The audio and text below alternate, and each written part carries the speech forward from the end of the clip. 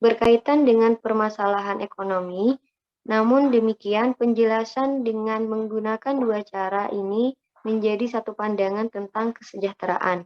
Berikut ayat-ayat Al-Quran yang menjelaskan tentang kesejahteraan. Yang pertama yaitu Quran Surat An-Nahl ayat 97, di mana dalam ayat tersebut artinya yaitu barang siapa mengerjakan kebaikan, baik laki-laki maupun perempuan dalam keadaan beriman, maka pasti akan kami berikan kepadanya kehidupan yang baik dan akan kami beri balasan dengan pahala yang lebih baik dari apa yang telah mereka kerjakan. Nah, dari situ kesejahteraan merupakan jaminan atau janji dari Allah Subhanahu wa taala yang diberikan kepada laki-laki maupun perempuan yang beriman kepadanya. Nah, kemudian itu yang kedua ada Quran surat Toha ayat 117 sampai 119 yang artinya yaitu kemudian kami berfirman, wahai Adam, sungguh ini iblis musuh bagimu dan bagi istrimu, maka sekali-kali jangan sampai dia mengeluarkan kamu berdua dari surga, nanti kamu celaka. Sungguh ada jaminan untukmu di sana, engkau tidak akan kelaparan dan tidak akan telanjang. Dan sungguh di sana engkau tidak akan merasa dahaga dan tidak akan ditimpa panas matahari. Nah, dari situ, dari Quran Surat Toha tersebut, dijelaskan kesejahteraan menurut pengertian Al-Quran tercermin di surga yang dihuni oleh Nabi Adam dan istrinya sesaat sebelum mereka bertugas sebagai khalifah di bumi. Kesejahteraan yang digambarkan dalam ayat tersebut menjamin adanya pangan, sandang, dan papan yang diistilahkan dengan tidak kelaparan, tidak merasa dahaga, tidak telanjang, dan tidak kepanasan oleh matahari. Sedangkan kebalikannya darinya adalah kehidupan yang sempit, yakni jauh dari tentram dan tenang. Selalu tidak puas, dadanya sesak dan gelisah walaupun lahirnya tanpa mewah, serba ada, cukup pakaian, dan tempat tinggalnya. Kemudian yang ketiga yaitu Quran Surat Al-A'raf ayat 10, yang artinya, dan sungguh kami telah menempatkan kamu di bumi, dan di sana kami sediakan sumber penghidupan untukmu. Akan tetapi sedikit kamu bersyukur kepadaku. Nah, pada ayat tersebut, Allah Subhanahu wa Ta'ala mengingatkan kepada hambanya untuk mensyukuri nikmat yang telah diberikannya. Nikmat itu adalah sarana untuk mendapatkan kesejahteraan yang berupa bumi yang diciptakannya untuk tempat tinggal, tempat memenuhi segala hajat hidup, menguasai tanah, hasil tanamannya, binatang-binatangnya, dan tambang-tambangnya. Kemudian yang keempat yaitu Quran Surat Al-Nisa ayat 9, yang artinya, dan hendaklah takut kepada Allah orang-orang yang sekiranya mereka meninggalkan keturunan yang lemah di belakang mereka, yang mereka khawatir terhadap kesejahteraannya. Oleh sebab itu, hendaklah mereka bertakwa kepada Allah dan hendaklah mereka berbicara dengan tutur kata yang benar. Kesejahteraan tersebut dapat diperoleh hanya dengan ketakwaan kepada Allah Subhanahu wa taala dan juga berbicara secara jujur dan benar. Nah, pada ayat tersebut Allah Subhanahu wa taala meminta kepada hambanya untuk memperhatikan kesejahteraan generasi yang akan datang. Oleh karenanya harus dipersiapkan generasi yang kuat akan ketakwaannya kepada Allah Subhanahu wa taala. Yang kelima yaitu Quran surah Al-Baqarah ayat 126, yang artinya, dan ingatlah ketika Ibrahim berdoa, ya Tuhanku, jadikanlah negeri Mekah ini negeri yang aman, dan berikan rezeki berupa buah-buahan kepada penduduknya, yaitu diantaranya mereka yang beriman kepada dan hari kemudian. Kemudian Allah berfirman, dan kepada orang kafir diberi kesenangan sementara, kemudian akan aku paksa dia ke dalam azab neraka dan itulah seburuk-buruk tempatnya kembali. Nah, dari ayat Quran tersebut, kesejahteraan hanya diperoleh dengan penyerahan diri sepenuhnya kepada Allah Subhanahu wa taala. Ajaran Islam mengajarkan juga tentang konsep untuk berbagi, membagi nikmat, membagi kebahagiaan, dan ketenangan tidak hanya untuk individu, namun untuk seluruh umat manusia di seluruh dunia. Next.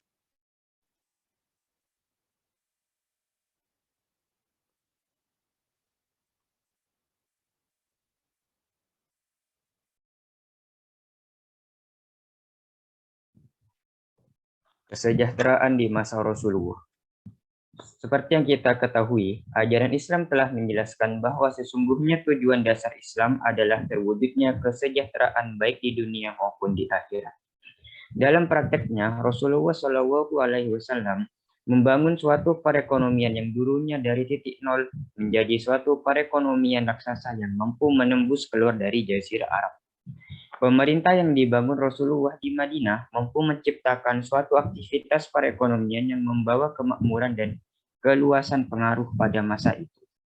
Kegiatan ekonomi telah menjadi sarana pencapaian kesejahteraan atau kemakmuran. Nabi Muhammad SAW memperkenalkan sistem ekonomi Islam. Hal ini berawal dari kerjasama antara kaum muhajirin dan ansor. Sistem ekonomi Islam yang diperkenalkan antara lain syirkah, kirot, dan khiyar dalam perdagangan. Selain itu juga diperkenalkan sistem musakoh, mukhobarah, dan muzaraah dalam bidang pertanian dan perkebunan. Para sahabat juga melakukan perdagangan dengan penuh kejujuran. Mereka tidak mengurangi timbangan dalam perdagangan. Semenjak hijrah ke Madinah, kehidupan telah banyak berubah. Para sahabat Nabi Muhammad SAW dari kaum muhajirin bahu-membahu dengan penduduk lokal Madinah dari kaum Ansor dalam membangun kegiatan ekonomi. Berbagai bidang digeluti oleh beliau dan para sahabatnya, baik itu pertanian, perkebunan, perdagangan maupun peternakan. Pasar-pasar dibangun di Madinah. Kebun-kebun kurma menghasilkan panen yang melimpah.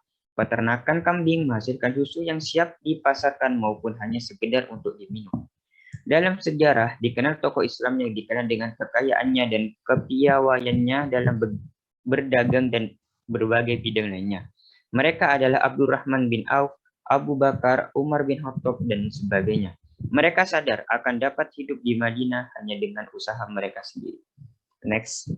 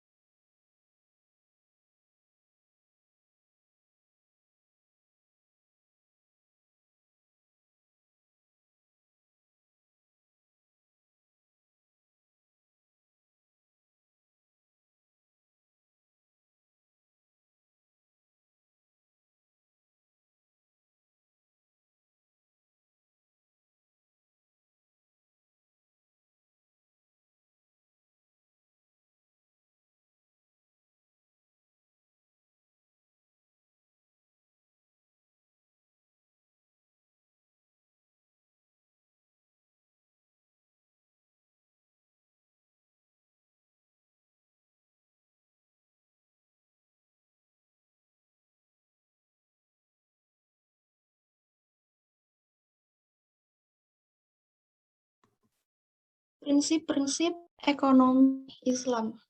Yang pertama, prinsip tauhid mengandung dua pengertian, yakni tauhid uluhiyah dan tauhid rububiyah. Tauhid uluhiyah adalah keyakinan akan keesaan Allah dan kesadaran bahwa seluruh yang ada di alam ini adalah miliknya. Prinsip ini menjelaskan bahwa adalah Tuhan pencipta, pengatur, dan pemilik jagat raya dengan segala yang ada di dalamnya. Sedangkan tauhid rububiyah adalah suatu keyakinan bahwa Allah saja yang menentukan rezeki untuk segenap makhluknya, dan hanya dialah yang membimbing setiap manusia yang percaya kepadanya. Yang kedua, prinsip khilafah menegaskan bahwa kedudukan manusia di dunia ini adalah sebagai wakil Tuhan di bumi, dengan tujuan hidup untuk beribadah kepadanya dan memakmurkan dunia sesuai dengan aturan yang telah digariskannya. Untuk itu, tujuan ini Allah menundukkan segala sesuatu bagi kepentingan manusia. Oleh karena itu, manusia tidak diperbolehkan untuk mengabaikan nilai-nilai yang ditetapkan olehnya. Yang ketiga, prinsip keadilan. Semua usaha dalam pembangunan ekonomi harus mengacu kepada alokasi dan distribusi kekayaan serta pendapatan yang adil dan merata. Sekalipun Islam menoleransi kesenjangan ekonomi dan kekayaan individu, tetapi Islam memberikan kewajiban restribusi melalui zakat, sedekah, dan amal jariah lainnya untuk membantu menjembatani dua kelas sosial kemampuan ekonomi yang berbeda. Oleh karena itu, adil dalam Islam adalah identik atau lebih dekat pada pembagian yang sesuai dengan peran masing-masing dan kepatutan di antara mereka. Yang keempat, maslahah. Maslahah adalah tujuan syariah Islam dan menjadi inti utama syariah Islam itu sendiri. Secara umum, maslahah diartikan sebagai kebaikan atau kesejahteraan dunia dan akhirat. Para ahli mendefinisikannya sebagai segala sesuatu yang mengandung manfaat, kegunaan, kebaikan, dan menghindarkan mudarat, kerusakan, dan mafsadah.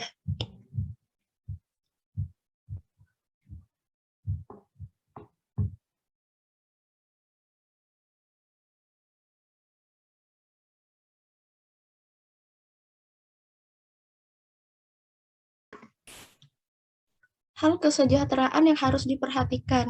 Yang pertama, membebaskan semua insan yang terbelenggu karena perbudakan.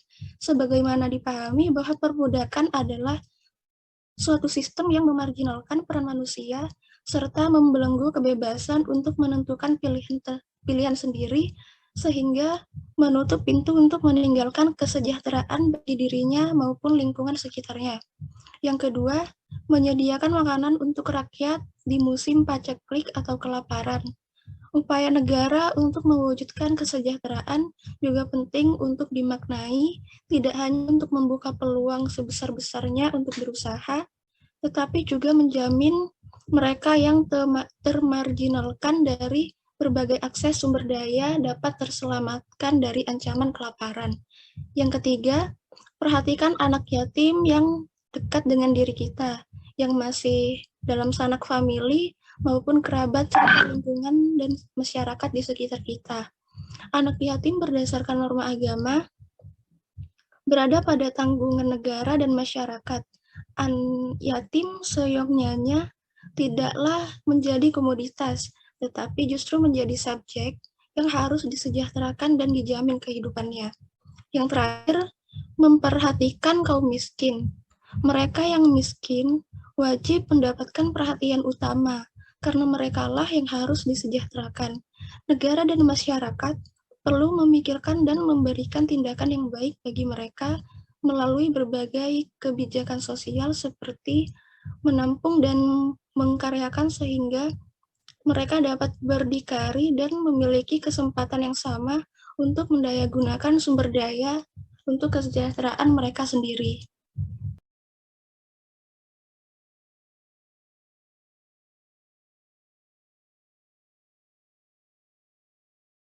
Baik, cukup sekian presentasi dari kelompok 7. Mungkin ada yang mau ditanyakan, bisa raise hand terlebih dahulu ya.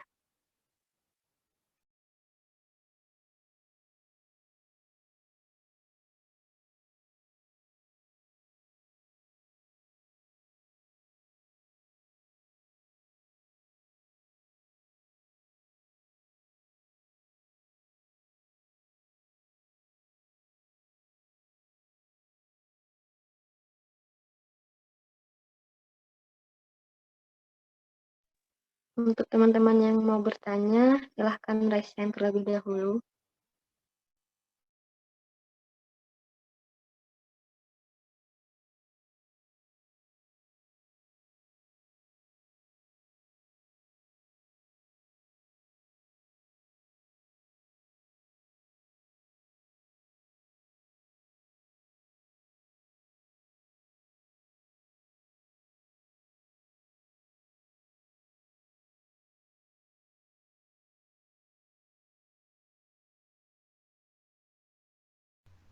Silahkan itu Mas Irfan. Oke, silahkan untuk Irfan. Baik, sebelumnya izin bertanya. Perkenalkan, nama saya Muhammad Irfan dengan NIM 21151 dari program studi proteksi tanaman. Saya ingin bertanya, tadi kalau tidak salah itu di slide yang awal disebutkan kesejahteraan yang tersirat dan tersurat kalau nggak salah ya. Itu gimana contohnya itu gimana, Pak? Sekian, terima kasih. Baik, pertanyaan saya tampung terlebih dahulu. Mungkin teman-teman ada yang mau ditanyakan lagi.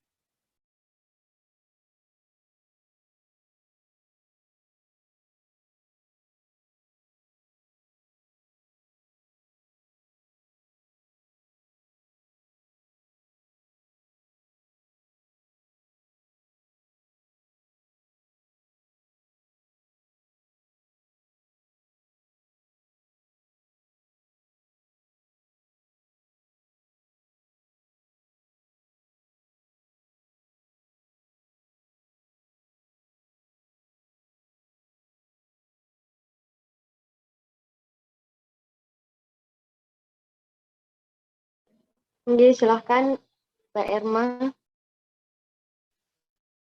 Sebelumnya, Assalamualaikum warahmatullahi wabarakatuh. Izin bertanya, Mbak, kan pada slide awal tadi jelaskan tentang contoh perekonomian pada masa Nabi Muhammad SAW. Itu contoh perekonomian pada masa Rasulullah itu apa saja dan bagaimana cara pengaplikasian perekonomian tersebut? Terima kasih.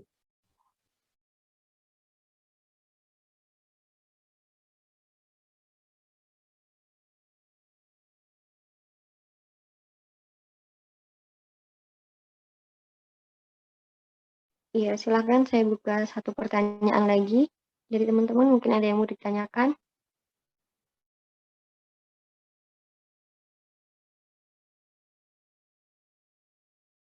Baik, Ismiasih, dipersilahkan. Assalamualaikum warahmatullahi wabarakatuh. Sebelumnya, perkenalkan saya Ismiasih, NIM 2118 10 dari program studi matematika. Tadi dalam hal kesejahteraan yang harus diperhatikan, salah satunya yaitu membebaskan semua insan yang terbelenggu karena perbudakan. Bagaimana cara yang dapat dilakukan untuk membebaskan manusia yang diperbudakan tersebut? Terima kasih. Baik,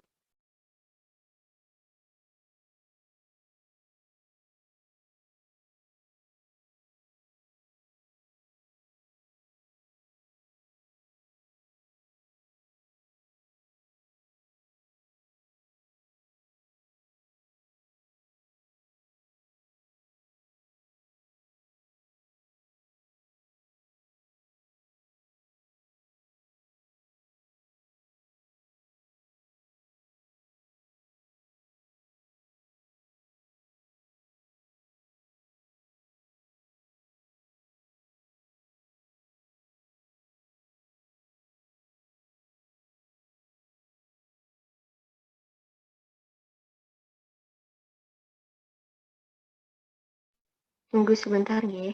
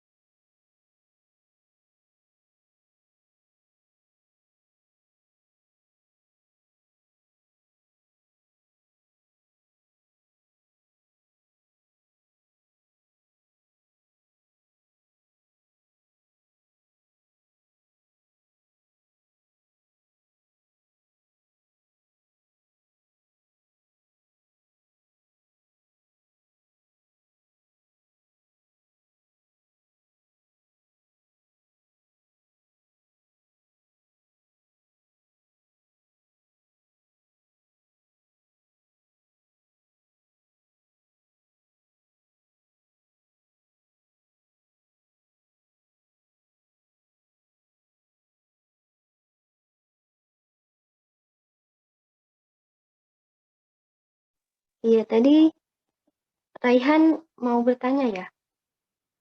Dipersilahkan. Ya. Assalamualaikum warahmatullahi wabarakatuh. Perkenalkan, nama saya Rahan Zaki Maulana Rahman dari Prodi S1 Teknik Sipil.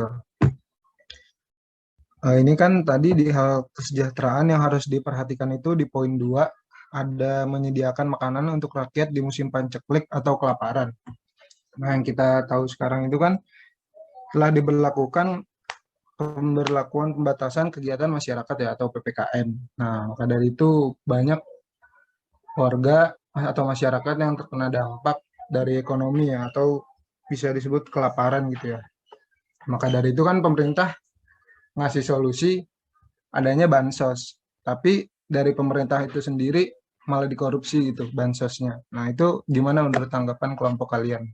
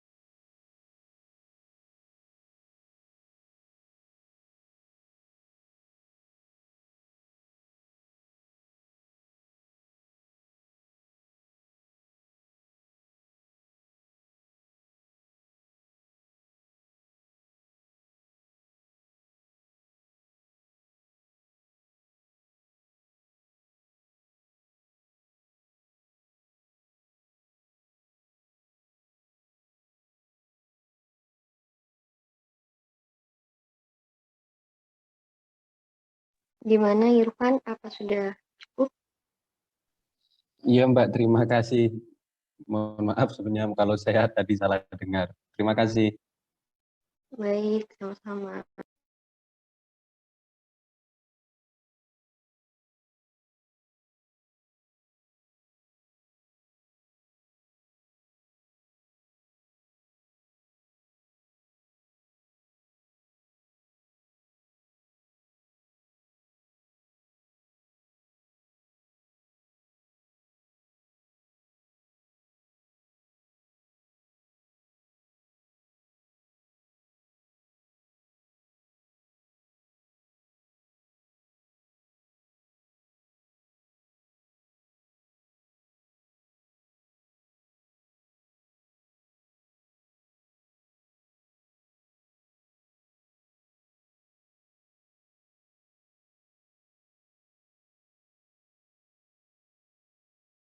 Baik, pertanyaan yang kedua itu tadi bagaimana cara membebaskan perbudakan di kalau tidak salah.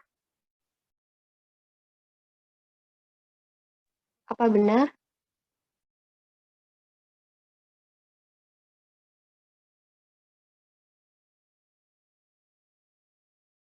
Oh iya, iya.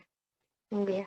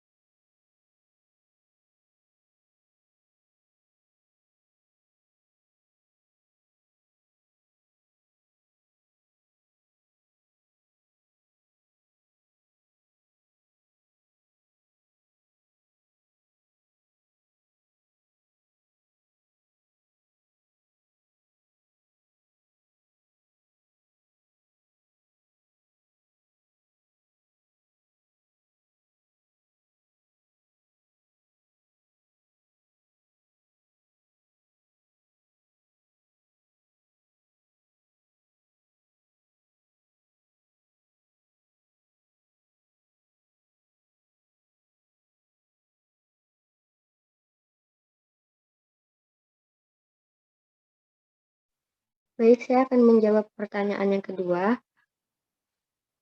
yaitu tadi sudah dijelaskan pada PPT yang kedua bahwasanya Rasulullah pada zaman Rasulullah itu kesejahteraan tersebut dengan membangun suatu perekonomian yang dulunya dari titik nol menjadi suatu perekonomian raksasa yang mampu menembus keluar dari Jazirah Arab. Nah, kegiatan ekonomi tersebut telah menjadi sarana pencapaian kesejahteraan atau kemakmuran. Nah, pada cara yang dilakukan oleh Rasulullah tersebut yaitu memperkenalkan sistem ekonomi Islam tersebut dari kerjasama antara kaum muhajirin dan ansor. Nah, sistem ekonomi Islam yang diperkenalkan tersebut antara lain yaitu syirkah, kirat, dan khiyar dalam perdagangan. Nah, selain itu juga diperkenalkan sistem musakoh, mukbaroh, dan muzaroah dalam bidang pertanian dan perkebunan. Nah, semua tersebut adalah tujuannya untuk mensejahterakan umat. Seperti itu. Apakah sudah cukup?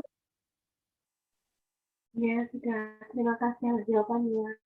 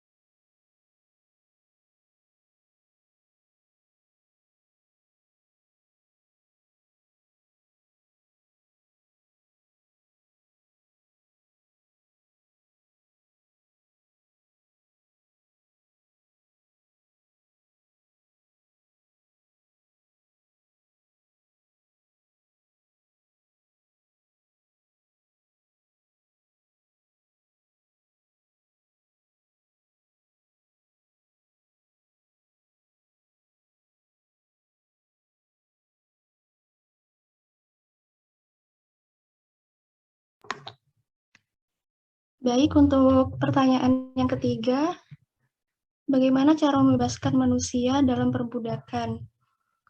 Yang pertama, memerdekakan budak. Hal ini merupakan suatu kebaikan yang membawa pelakunya dengan rahmat Allah, di samping mendapatkan janji baik dengan mendapatkan surga.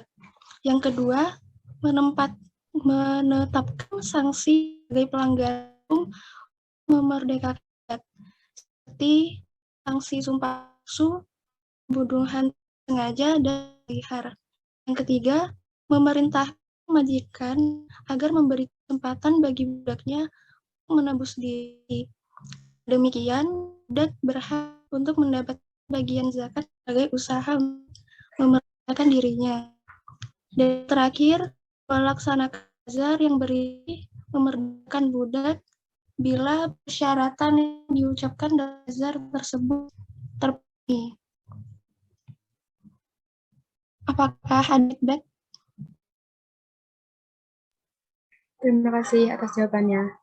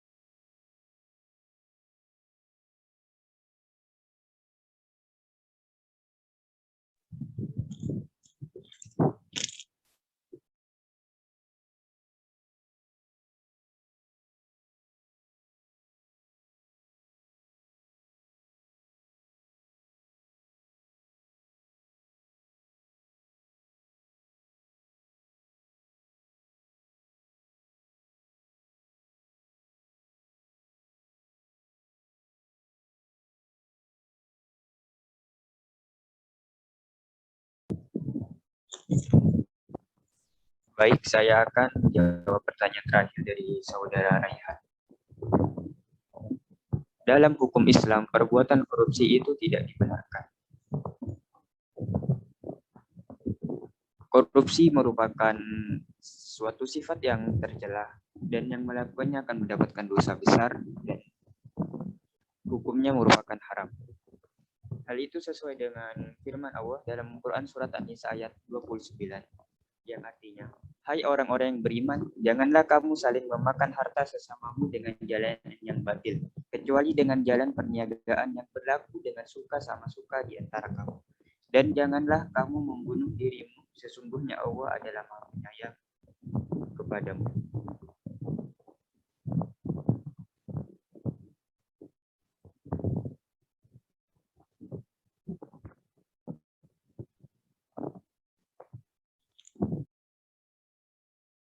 Ya, gimana Raihan? Apakah ada feedback? Sudah. Terima kasih.